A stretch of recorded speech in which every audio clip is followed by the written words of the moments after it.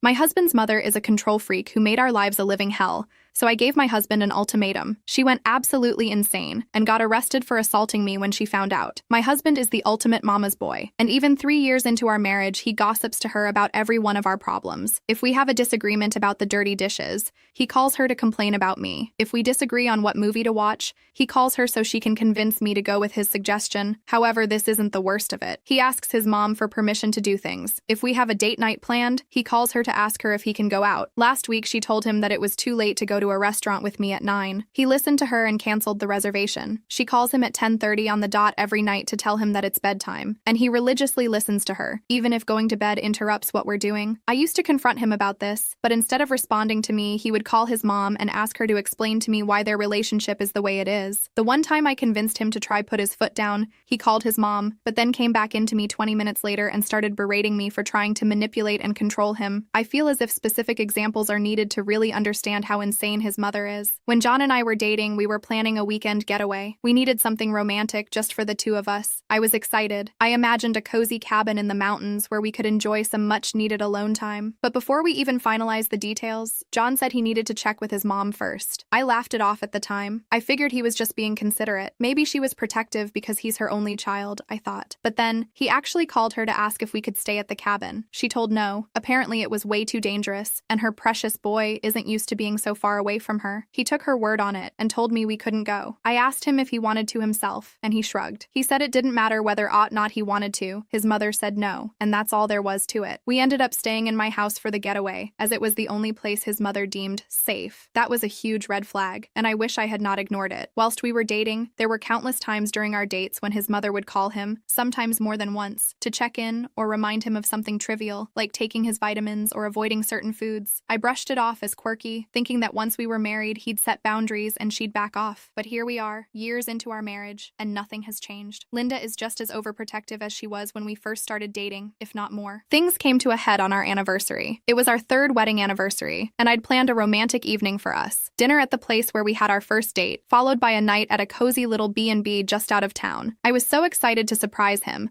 but when I got home, John wasn't there. I called him and quickly realized he had forgotten our anniversary. He was out having dinner with his mom because she had a rough day and needed company. When John finally came home, I was furious. The day of our anniversary was supposed to be special. I tried to explain how much this day meant to me. I didn't want to spend our anniversary in a shouting match, but that's where we ended up. I was fed up not just with the anniversary, but everything. The anniversary, his mother's interfering, and his inability to see how it was tearing us apart. I could see him growing defensive. It felt like the same pattern repeating itself, where he'd find a way to justify her actions and leave me feeling unheard and undervalued. And after our massive fight, instead of apologizing or even trying to make things right, he did what he always does. He called his mom. I could hear him in the next room, telling her all about how unreasonable I was being, how I didn't understand their relationship, and how I was blowing things out of proportion. That was it, I snapped. I walked into the room, grabbed the phone out of his hand, and told Linda she needed to stop messing in our marriage, and if she wanted to boss someone around, she should find her own man. His mother, Linda, of course, was ticked off. She said I was just jealous of their close relationship and that I was trying to come between them. We had a huge argument right there on the phone, with John standing between us, looking like a deer caught in headlights. Linda wasn't just angry, she was vindictive. The next day, she showed up at our house unannounced. She didn't even bother knocking. She just walked in like she owned the place. She acted like nothing had happened and was there to visit us. Then at dinner, she started criticizing the way I cooked. I had spent the entire afternoon making one of John's favorite dishes, spicy chicken curry. I knew he loved it with an extra kick, and I was excited to serve it to him. As we all sat at the table, I watched Linda take her first bite. Her face immediately tightened. She put her fork down, dabbing at her mouth with a napkin as if the food had offended her. I asked her if everything was okay, and she said the food was too spicy and that I should tone down the heat. She then turned to John and told him she didn't know how he could eat anything like this, and that such spicy food wasn't good for his stomach. John shifted uncomfortably in his seat, clearly torn. He then offered to have us get takeout to make everyone happy, but I didn't want takeout. I had spent hours cooking and was ready to eat then. Linda said that she needed anything else to eat, saying again that my cooking was too spicy. She said she needed food fast because she didn't want to starve. She made it clear that she wasn't eating my curry. The following week, she told John to meet her at a coffee shop to spend time together after John and I had already made plans. John told her that he could meet her after his date with me,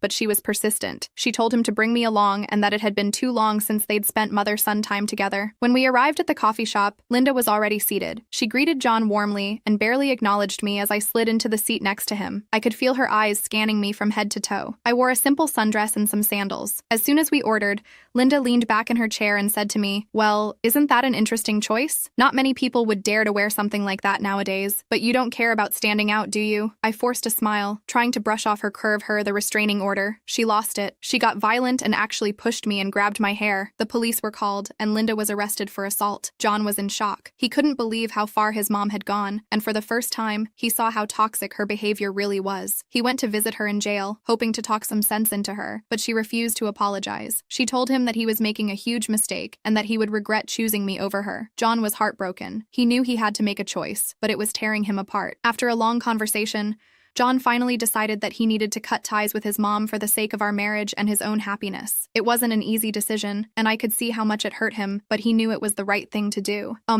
But the cashier who had overheard chuckled awkwardly as she handed us our drinks. Linda wasn't done, though. She looked over at a group of women sitting by the window, all dressed in stylish outfits that seemed to catch her attention. "Now look at that," she said, gesturing at them. "That's what you call chic. It's nice to see some people still know how to dress for the occasion. Don't you think, dear?" she added, looking at the cashier for agreement. The cashier was clearly uncomfortable and just nodded before quickly retreating behind the counter. I felt my face burning red with embarrassment. John shifted uncomfortably but said nothing. He glanced at me with an apologetic look. I was left feeling humiliated. As time went on, it felt like she was trying to push me out of my own relationship and take over as the woman of the house. I tried to stand up for myself, but John would take his mom's side every time I did. He'd say things like, "She's just trying to help," or, "You know she means well." As the weeks went by, Linda's intrusions into our lives only grew more intense. It was no longer just about her controlling John. She had started to extend her reach into every aspect of my life too. It started subtly at first. During one of her frequent visits, she casually mentioned that John should be eating more vegetables, suggesting that I should prepare healthier meals for him. "You know, John used to love my spinach casserole," she said with a smile. She often implied my cooking wasn't up to par. The message was clear. I wasn't feeding him properly, and it was my responsibility to fix that. But it didn't stop there. One evening, as I was getting ready for a date night with John, Linda unexpectedly dropped by. She took one look at my outfit and pursed her lips. She asked me if that was what I was wearing on a date with John, though it wasn't really a question. She then went on to suggest that something more appropriate would better suit the evening,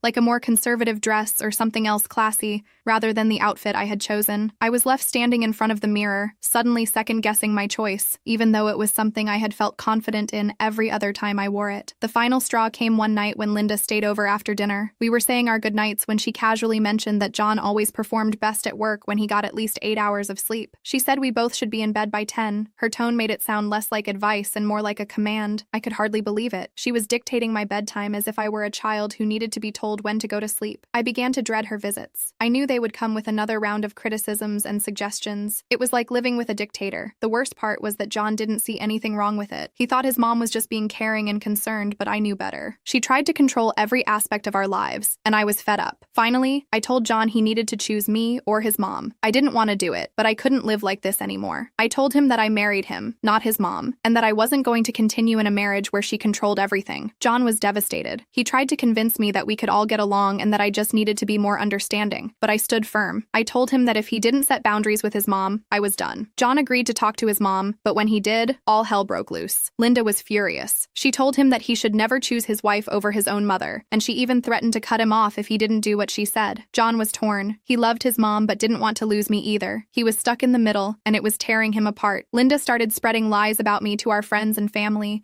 saying that I was trying to break up the family and that I was driving a wedge between her and John. One evening while I was cleaning up the kitchen, my phone buzzed. It was John's cousin Sarah. She mentioned she'd heard some things from Linda and wanted to check if they were true. My heart sank as she told me everything Linda had claimed was true. She said I wasn't taking care of John properly, cooking the way I should, dressing inappropriately, and keeping him up late, which affected his work. I explained the situation and how Linda had been overstepping and imposing her expectations on me. I could sense Sarah's discomfort, but she seemed to understand by the end of the call. She even called my work making false complaints about me. I got called into my boss's office and was told that there had been some concerning reports about my behavior. I was blindsided. I'd always maintained a strong work ethic and had never received any negative feedback before. As my manager continued, it became clear that the complaint had been detailed and specific, citing supposed issues with how I interacted with colleagues and handled my responsibilities. The kicker came when they mentioned that the complaint had originated from a phone call. It was someone claiming to be a concerned family member who wanted to ensure I was performing at my best. It didn't take long for me to piece it together. As a result of the complaint, I was required to take a mandatory workplace conduct training course. It felt like a slap in the face, being forced to sit through a class on skills I knew I already had, all because Linda had decided to poison the well at my job. She almost cost me my job, and I was terrified. That's when I decided to get a restraining order against Linda. I knew it would be a drastic step, but I didn't know what else to do. When I tried to see